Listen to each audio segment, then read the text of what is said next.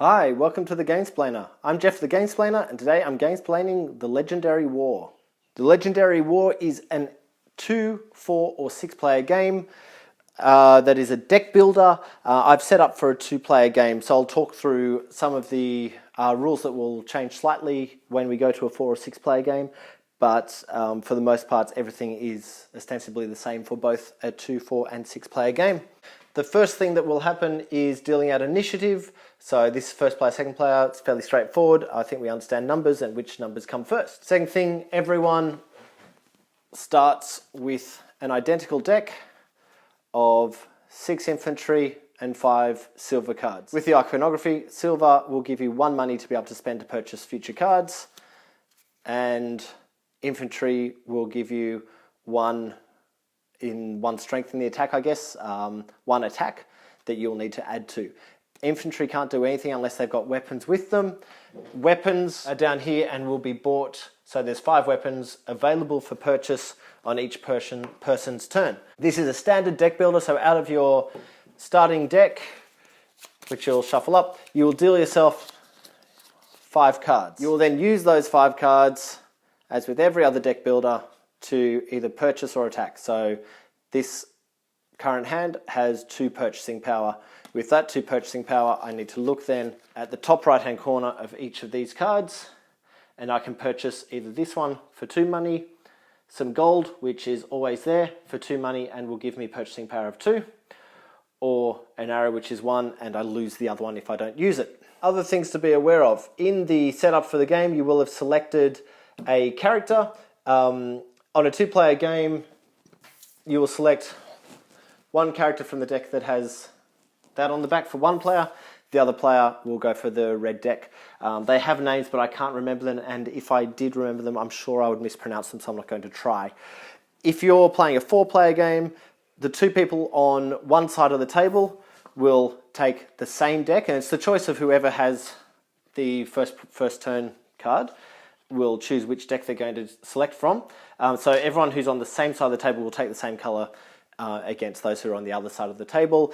If it is a 4 or 6 player game, you're playing in teams against the opposite team. The winning team is the team with the player who is still alive. The last man standing really will win the game for their whole team. Within that character card, there are a couple of pieces of information.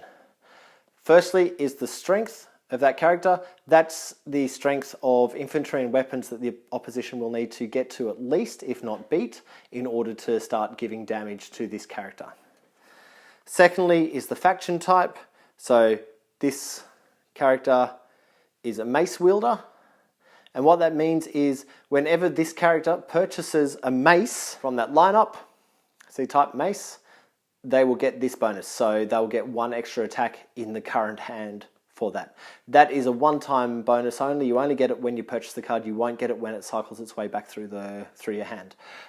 When you do purchase the card, it goes into your discard pile, as with most deck builders, so that you can wait till you get through all of the cards before you get that one coming through again. A bit of information on the card is the special effect down the bottom. So in this case, this particular character, for his final health point, so when he's down to 1, to actually kill him, the opponent is going to need to use a mace to kill him. The different icons that you'll notice in the weapons, that one means you get extra money to be able, when it cycles through your hand, you'll get extra money to be able to purchase another card. This one means you get extra attacks. So you need to have both an infantry and a weapon, at least 1 of each, but as many as you like, once you've got that 1 of each, in order to be able to attack. So this will add up to all of the other markings in that kind of spiky symbol. The other icon that you'll notice coming through a lot is this one, and that tells you to deal yourself 1 more card. So when this one cycles through your hand as part of the 5, if you see that icon, you'll deal yourself a 6th card. If that one has that icon on it as well, that will get you more cards again. So you can keep chaining cards like that to get lots and lots of cards onto your deck, onto your hand, that you can use to attack or purchase. And the other one that you'll notice is the potion. The potion costs you 4 money to purchase it, but what that does is heals 1 of your life points or health points that you've lost, and that's an immediate use. So as soon as you purchase that, you use it and put it to the discard pile. If you purchase one but don't need it yet, you can just keep it to the side to use whenever you wish to use it. The other thing you have are these 3 counters. They're called fate tokens. You get 3 of them at the beginning of the game. What they do is if you deal yourself a hand of 5 cards and you really don't like it and you don't want to use any of those 5 cards, as long as you have 5 cards in your hand, so one hasn't been removed by another player, you can flip the fate token over and put all 5 of the cards that you had into, so say I didn't like this hand, throw them into your discard pile, deal yourself another 5, and that's the hand you're going to play with, and then play your hand as normal. You can only do that if you have 5 cards in your hand.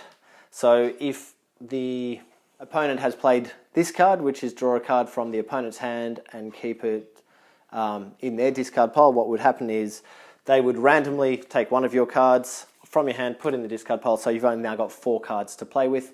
If you've only got 4 cards to play with, you cannot use a fate token. Once you have used all 3 of your fate tokens, in order to get them back, you can sacrifice a turn. So instead of dealing yourself 5 more cards and playing them, you can just flip those fate tokens on. Everyone starts with 8 health points, as tracked by this 8-sided die. It's also marked down the side of this card, so your choice which one you use. I'm just going to use both for ease of using the components. When you're attacking, so I was talking about the number on the bottom right hand corner of the character cards before. So this one has a strength of 5. So if player 2 happened to turn over this hand, which has 3 infantry and 2 coins, they've got a strength of 3. They can't attack at the moment because they don't have a weapon, but if they also happen to have this card as part of their lineup, they've got 6 attack. 6 is higher than 5, therefore player 1 would take 1 hit and bring their hit points down to 7. If, however, they had this card, which has only the +2, notice there's an optional action on there that you can or can take if you wish. But if you had the +2 on top of the 3, that gives him a 5, which is the same as this character's health. In that case, the attacker will roll a 6-sided die, and then the defender, so the person who owns this character, would also roll the die. Whoever has the highest wins. So if the attacker wins, the defender loses a health point. If the defender wins, nothing happens. And if they both roll the same number, so say they both roll 6, for example, it's assumed that the defender is winning on that, so nothing happens as well. You will not lose anything by attacking, so attack away. At the end of each turn, we replenish the stock into the middle of the table, the cards that are able to be purchased, and then the next player takes their turn. That will continue until all but one of the players or all of the players on one team have been killed. So that's getting their hit points down to 0. That's it, that's the Legendary War. I hope this helps you get the Legendary War to the table. Please go ahead and watch my playthrough on the next video. I believe this is getting launched on Kickstarter next month. So if you like the look of this game, please tap on the link that I'll put up there when it gets launched. If you have any comments or suggestions, please write them below. If you have any games that you wish to be Gamesplained, please shoot me an email at thegamesplainer@gmail.com. Follow me on Instagram and Twitter at thegamesplainer to see what games I'm playing. Check out my blog, thegamesplainer.wordpress.com, to follow the stories of my adventures in gaming each week.